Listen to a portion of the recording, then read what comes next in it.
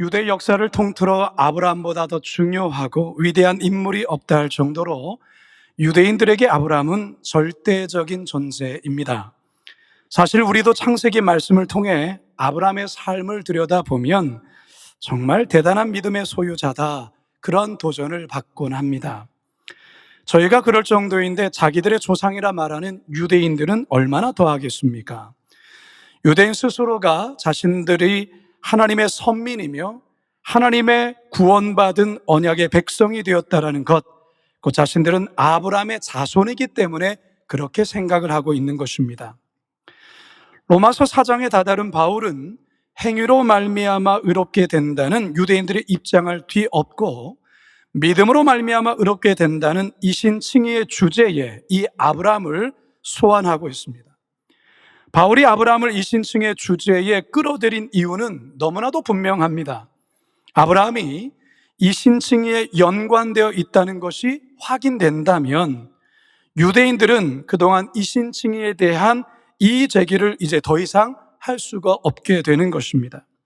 물론 여기에는 분명한 근거와 또한 명확한 증거가 있어야 합니다. 그래서 바울은 여기에 대한 증거와 근거를 지난주 4장의 내용에서 밝혔던 것입니다.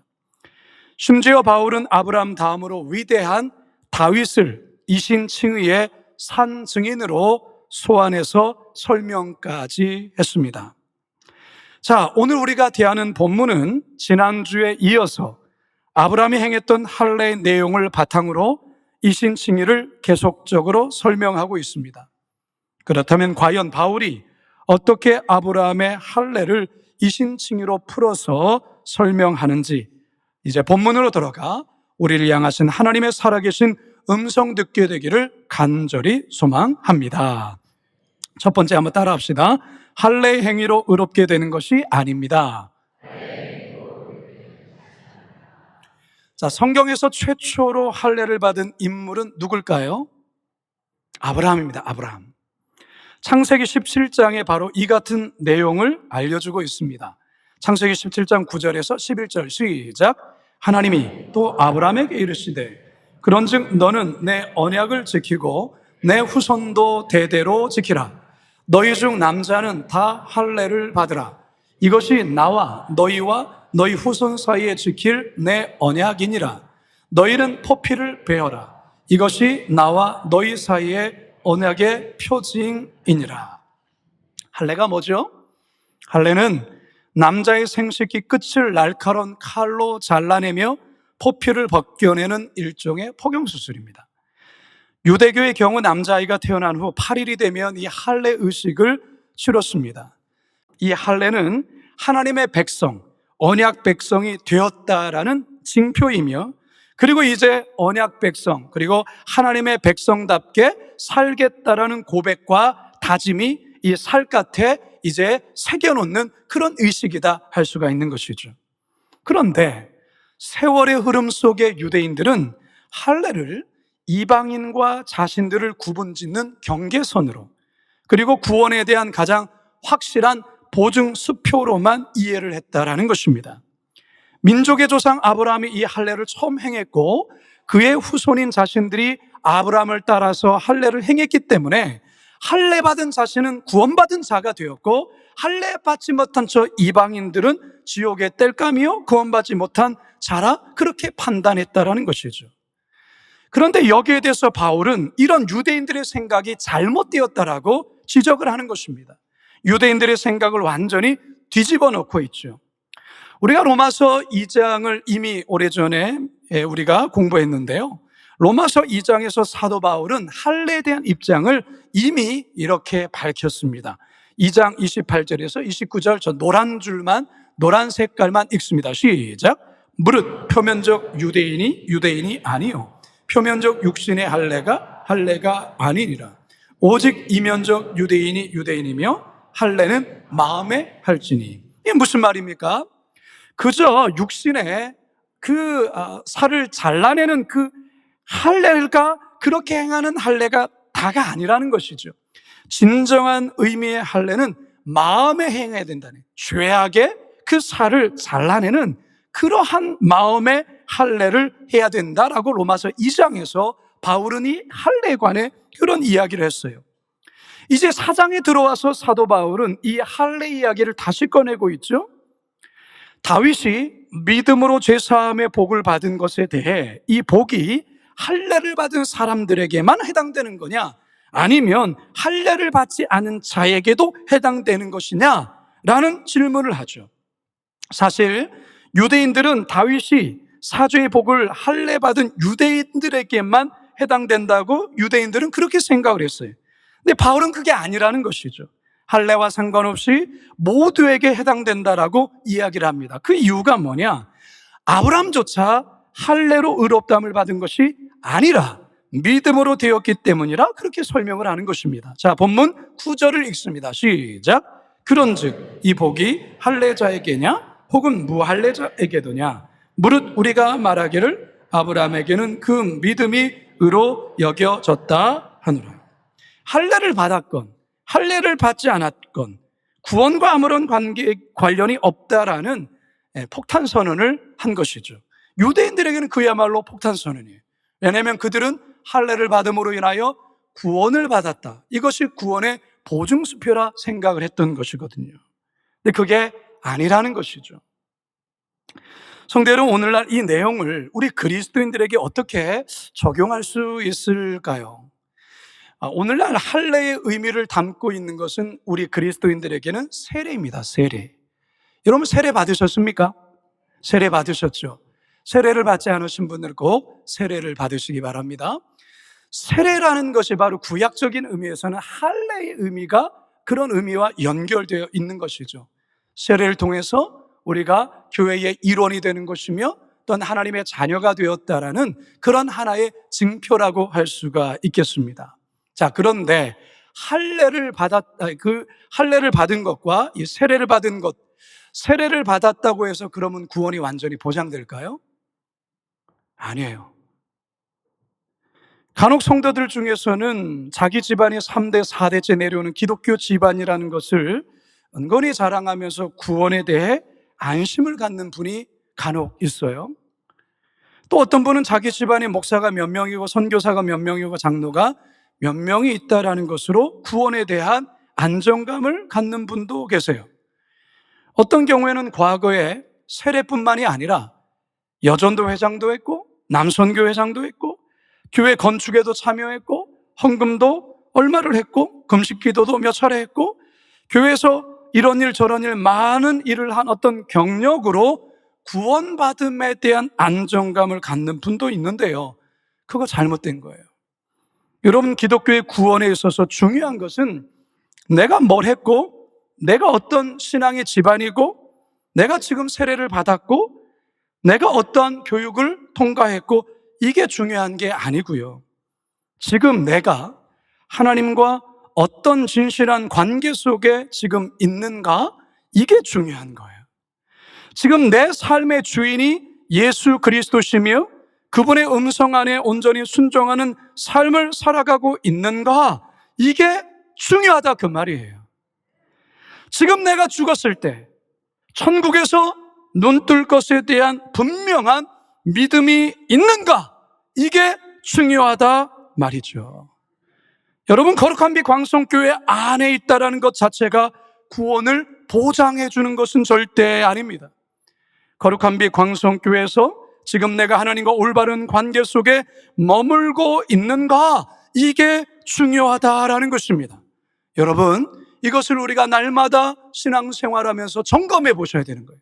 바라기는 아브라함조차 할례가 아닌 믿음으로 의롭다함을 얻게 된 이 사실을 우리 또한 기억하면서 믿음에 항상 견고히 있어서 견고한 신앙으로 흔들리지 않은 믿음으로 여러분 사실은 우리 모두가 되기를 주님의 이름으로 축원합니다. 두 번째 한번 따라합시다. 할례 받기 이전부터 의롭다 인정을 받았습니다. 자, 바울의 이 같은 주장은요, 유대인들에게는 굉장히 화가 나고 도무지 인정할 수도 용납할 수도 없는 주장이에요. 어떻게 아브라함이 받은 할례를 이렇게 해석할 수 있느냐? 그렇게 따지죠. 자신들에게 구원의 증표인 이 보증인 이 할례를 어떻게 이렇게 말할 수 있느냐라고 따지는 겁니다. 더욱이 지금까지 자신들은 아브라함만을 바라보며 아브라함의 뒤를 쫓아 달려왔는데 어떻게 이럴 수가 있느냐라고 아주 강하게 항의하는 것입니다. 자, 여기에서 이제 바울이 그럼 한번 따져볼까라고 하는 거예요. 그러면 이번 따져볼까? 정말 니들이 말하는 것이 진짜 맞을까? 라고 지금 너랑 나랑 한번 따져보자라고 말하는 거예요. 아브라함이 언제 의롭다함을 받았냐? 아브라함이 할례를 언제 받았느냐? 그리고 언제 의롭다함을 받았느냐? 이 시점을 가지고 우리 한번 이야기해보자 라고 이야기를 합니다. 그게 10절과 11절 상반절입니다. 함께 읽습니다. 시작. 그런즉 어떻게 여겨졌느냐? 할례시냐? 무할례시냐? 할례시가 아니요 무할례시니라. 그가 할례표를 받은 것은 무할례시의 믿음으로 된 의를 인친 것이니. 이게 무슨 말이냐면요, 아브라함이 하나님 앞에 하나님을 믿으니 의롭다고 여김을 받았던 그 시기가 할례 받기 이전입니까? 할례 받은 이후입니까? 여러분들 헷갈리십니까? 자, 이 시기가 참 중요합니다. 만일에 아브라함이 의롭다함을 받은 일이 할례 후에 일어난 일이라면 의롭다함을 받은 사실은 할례와 관계가 있게 됩니다. 그러면 유대인들의 어떤 자신의 어떤 주장대로 그들이 이렇게 우월의식을 느낄 수 있는 그런 우월권이 주어지게 되는 것이죠. 그러나 할례 이전에 일어난 것이라면 의와 할례는 아무 관계없기 때문에 할례의 특권을 주장하는 것은 그야말로 억지 주장입니다. 자, 그러면 이것을 성경을 통해서 우리가 확인해야 되겠죠? 아브라함이 의롭다함을 인정받은 사건이 창세기 몇 장이 있었습니까? 우리는 모든 게 한 주가 지나면 다 새롭죠. 우리가 지난주 공부했던 건데 창세기 15장 6절을 같이 한번 읽어봅니다. 시작. 아브라함이 여호와를 믿으니 여호와께서 이를 그의 의로 여기시고. 자, 여기에 아브라함이 여호와를 믿으니 여호와께서 이 일을 그의 의로 여기셨다. 그의 믿음을 의로 여겨주셨다. 이게 이신칭이라는 거예요. 자, 이게 창세기 몇 장에 나온다고요? 15장에 나와요. 이게 아브라함이 가나안 땅에 머무른 지 10년쯤 되었을 때의 일이에요. 즉 아브라함이 85세쯤 나이가 되었을 때. 그러면 할례 사건은 창세기 몇 장에 나올까요? 17장에 나와요. 17장. 그러면 창세기 15장과 17장의 이 시간적 간격이 얼마나 될까요? 17장을 시작하면서 아브라함이 99세가 되었던 때에라고 나와요. 99세 때예요. 그러면 이게 몇 년과의 관계예요? 간격이에요? 14년이에요. 14년. 그러니까 아브라함이 99세 때 이 할례 명령을 받아서 처음 할례를 행했다는 것이죠. 그러니까 할례를 받음으로 아브라함이 의롭다고 인정받았다는 주장은 안 맞는 것이다 라고 지금 바울이 주장하는 거예요. 그렇기 때문에 바울은 할례가 의롭게 되는 조건이 아니라 무할례시, 아브라함이 할례를 받지 않았을 때에 믿음으로 된 그 의를 인친 사건이다 이렇게 말하는 거예요. 표시한 사건이다 인 것이죠. 그 표시 자체가 구원을 얻은 의롭다한 게 아니라 의롭다한 것은 이미 믿음으로 되어진 것이고 거기에 대해서 이 할례를 통하여 표시를 해준 거다 그 말이에요. 지금 바울이 그걸 말하는 것이죠. 바울이 계속해서 설명하는 것이 무엇입니까? 아브라함이 무할례시의 믿음으로 의롭다함을 얻었다면 할례의 유무와 상관없이, 즉 할례를 받은 자이건 할례를 받지 않은 이방인이건 믿음의 법으로 모두가 의롭다함을 얻을 수 있다 이 말인 것이죠. 유대인들은 그렇게 생각하지 않았어요. 너희들은 할례 받지 않았잖아. 너희들은 지옥의 땔감이야. 할례 받은 우리는 구원받아서 이렇게 생각했단 말이에요. 바울이 그게 아니라고 말하는 거예요. 왜요? 너희들이 조상이라 말하는 아브라함도 할례를 통해서 의롭게 받은 게 아니야. 그는 이미 믿음으로 의롭다함을 받은 거야. 이러면서 지금 설명하는 것이죠. 여러분, 이 같은 바울의 주장은 할례를 굉장한 자랑과 자부심으로 느꼈던 유대인들에게는 굉장히 불쾌한 이야기입니다. 유대인들이 굉장히 불쾌하게 여기죠. 그런데 유대인들만 불쾌하게 여긴 게 아니에요. 그리스도인들 가운데서도 불쾌하게 여겼던 이들이 있어요. 어떤 그리스도인이냐? 유대교에 있다가 기독교로 개종한 유대 그리스도인들이 불편하게 여겼어요. 여전히 이들도 할례의 유효성을 주장했거든요. 특히 이방인 그리스도인들이 진정으로 그리스도인이 되려면 할례도 함께 행해야 된다라고 이들이 주장했거든요. 얼토당토하지 않은 주장을, 그리고 거기에 구원도 함께 더했단 말이에요. 이걸 행해야, 예수 그리스도를 믿는 믿음으로만 구원받는 게 아니야, 이거를 같이 겸해야 된다, 이런 주장을 하니까 이방 교회가 큰 혼란에 빠지게 된 것이죠.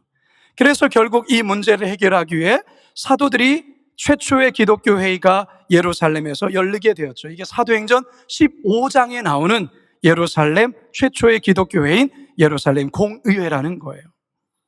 그만큼 이 할례의 문제는요, 초대 기독교인, 초대 교회에서 쉽지 않은 문제였다, 그런 것이죠. 어쨌든 바울은 아브라함이 할례 받은 시기를 들어 의롭게 되는 수단이 할례에 있다는 유대인들의 주장을 완전히 뒤엎어놓고 있는 거예요. 누구를 소환해서요? 누구를 이야기를 하면서요? 아브라함을 통해서.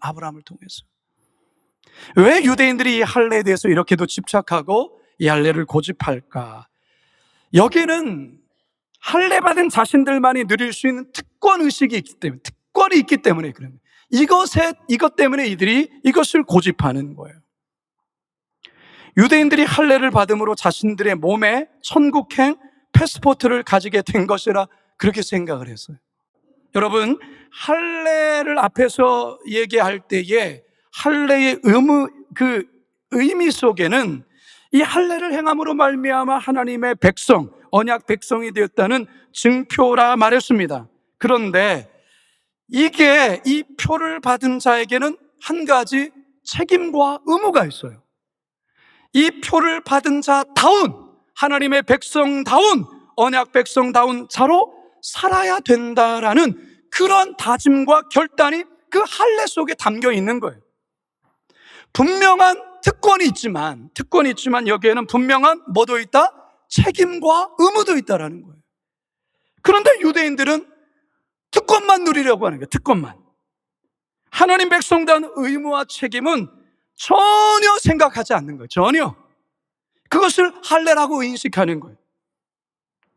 이것을 지금 사도 바울이 지적하고 있는 것이죠. 여러분이 이야기를 들으면서 우리 그리스도인들에게 적용되어지는 부분들이 뭐가 있을까요? 여러분, 우리 믿음의 성도들 또한도 잘 생각해 보셔야 되는 거 있습니다.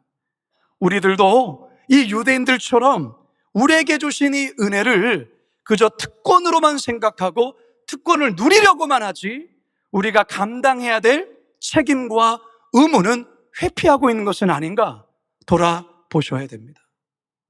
사랑하는 성도 여러분, 할례 폴례의 의미를 우리 성도들을 잘 깨닫고 이 땅에서 그리스도인답게, 하나님 백성답게 살아가는 저와 여러분 모두가 되시길 주님의 이름으로 축원합니다. 마지막 세 번째 따라 합시다. 의롭다 인정받는 것은 오직 믿음 때문입니다. 누가복음 16장을 보면요, 부자와 거지 나사로 이야기가 나와요. 이 얘기는 여러분 너무 잘 아시죠? 부자는 호의호식하면서 잘 먹고 잘 살았어요. 그러던 어느 날 이들 모두가 죽게 됩니다. 근데 부자가 지옥으로 떨어졌어요. 거지 나사로는 아브라함의 품에 안기게 됩니다. 천국에 갔다, 그 말이죠. 불타는 지옥에서 고통받던 부자가 어느 날 눈을 들어보니까 아브라함의 품에 행복하게 있는 나사로를 보게 됩니다. 그러자 이 부자가 아브라함에게 호소를 하죠. 그 내용을 함께 볼까요? 23절, 24절 시작. 그가 음부에서 고통 중에 눈을 들어 멀리 아브라함과 그의 품에 있는 나사로를 보고 불러 이르되, 아버지 아브라함이여, 나를 긍휼히 여기사 나사로를 보내어 그 손가락 끝에 물을 찍어 내 혀를 서늘하게 하소서. 내가 이 불꽃 가운데서 괴로워하나이다. 자, 여러분, 이 부자가 아브라함을 부를 때 뭐라고 부릅니까? 아버지 아브라함이여, 이렇게 부르죠. 이 부자가 정통 유대인이라는 것을 알려주는 거예요. 정통 유대인들은 아브라함을 아버지라 부르거든요. 그런데 그가 어디에 지금 있습니까? 지옥에 가 있어요. 나사로는 아브라함의 품에 안겨 있어요. 할례를 받은 유대인들은 도무지 이 예수님의 말씀을 이해하지 못합니다. 할례를 받은 유대인들은 지옥에 떨어지지 않아요. 그런데 예수님이 뭐라 말합니까? 할례 받은 유대인, 전통 유대인, 그가 지금 지옥불에 떨어져 있다라는 거예요. 유대인들은 도무지 납득하기 어려운 내용이죠. 그러나 이게 사실이에요. 누가복음 19장에 가면 세리장 삭개오 이야기가 나오죠. 당시 세리들은 동족 사람들에게 매국노라는 비난과 정죄를 받았어요. 세리장 삭개오가 예수님을 만나서 회개합니다. 자신이 탈취했던 거, 강제로 뺏었던 거, 그거 다 갚겠습니다. 다 돌려드리겠습니다. 4배로 갚겠습니다. 그렇게 회개를 해요. 그때 예수님께서 삭개오를 향해서 뭐라고 선언하시냐? 누가복음 19장 9절입니다. 시작. 예수께서 이르시되 오늘 구원이 이 집에 이르렀으니 이 사람도 아브라함의 자손이로다. 할렐루야. 이 사람도 누구의 자손이라고요? 아브라함의 자손이라고. 유대인들은 그렇게 생각하지 않았어요. 이 세리놈, 이 나쁜 놈들, 이들은 지옥의 땔감이야. 그렇게 저주했었어요. 여러분, 세리를 향한 이 사람도 아브라함의 자손에서는 유대인으로서는 도무지 받아들일 수 없는 말이었습니다. 어떻게 이들이 아브라함의 자손이 될 수 있느냐라는 것이죠. 바울과 논쟁을 펼치는 이들도 마찬가지예요. 할례를 받은 자신들만이 아브라함의 자손이요, 아브라함같이 의롭게 된 자들인데 어떻게 할례 받지 않은 저 이방인들이 아브라함의 자손이 되며 어떻게 의롭게 될 수 있느냐라는 것이죠. 여기에 바울이 마지막으로 하는 설명이 무엇입니까? 아브라함도 이전에는 이방인이었어 라고 말합니다. 아브라함도 할례 받기 훨씬 전부터 의롭다 하심을 하나님께 받았어. 아브라함도 결국 그 의롭다 하심을 어떻게 받았느냐? 할례를 행해서가 아니라 믿음으로 의롭게 되었어 라고 말하는 것이죠. 따라서 아브라함이 이렇게 되어진 것은 할례를 받은 너희들의 조상이긴 것도 맞지만 할례를 받지 않은 이방인들에게도 조상이 될 수 있다. 중요한 것은 할례를 받고 안 받고가 아니라 믿음이다라는 것을 말하는 거예요. 믿음으로 유대인들도 하나님의 자녀가 될 수 있고 이방인들도 믿음으로 말미암아 구원을 받을 수 있다라는 것을 지금 이야기하는 거예요. 자, 11절 하반절에서 12절입니다. 시작. 그들로 의로 여기심을 얻게 하려 하심이라. 또한 할례자의 조상이 되었나니 곧 할례 받을 자에게 뿐 아니라 우리 조상 아브라함이 무할례 시에 가졌던 믿음의 자치를 따르는 자들에게도 그러하니라. 아멘. 사랑하는 성도 여러분, 아브라함조차 할례라는 행위로 의롭다함을 받은 것이 아니라는 거예요. 그도 하나님의 전적인 은혜의 수단인 믿음의 법으로 의롭다함을 받은 것이죠. 아브라함도 믿음으로 구원받은 것입니다. 구원은 인간이 어떠한 행위와 행함 자체로 얻는 것이 아니에요. 아무리 우리가 철저히 착한 일을 많이 해서 그것으로 구원받는 게 아니에요. 지난주 여러분께 말씀을 드렸죠. 우리들의 의는 하나님 앞에서 하나님의 그 완전한 의에 도무지 미치지 못하는 아주 작은 의에 불과하는 것이죠. 그것으로 구원받을 수 없는 것이죠. 우리가 어떻게 구원받을 수 있습니까?